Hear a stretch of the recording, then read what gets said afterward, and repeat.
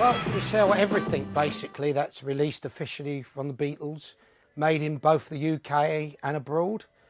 And we try to get the most, comprehensive range of things you can have, stuff you can wear, stuff you can use. The 50th anniversary of Love Me Do, the 5th of October, is obviously a big date in history, 1962 of course.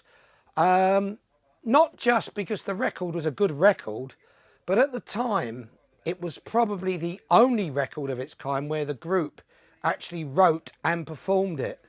Because in those days, there's a lot of instrumental acts or singers would have songs written for them. The Beatles were the first ones to come along that actually wrote it, recorded it and sang it. And then obviously that changed everything and all the other bands just followed on from there.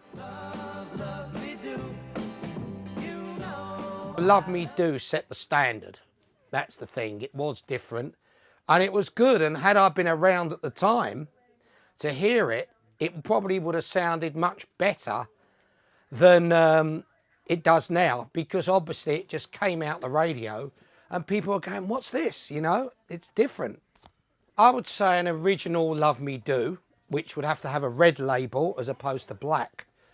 If it was in top condition, you're talking about £150.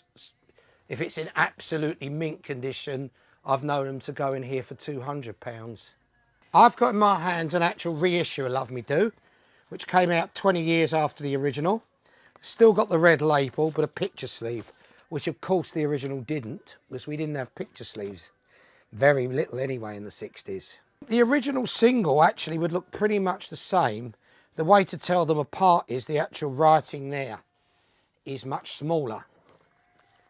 I personally have had people coming in trying to sell me an original, which is this, So that's the way to tell them apart. You've got to be very careful though.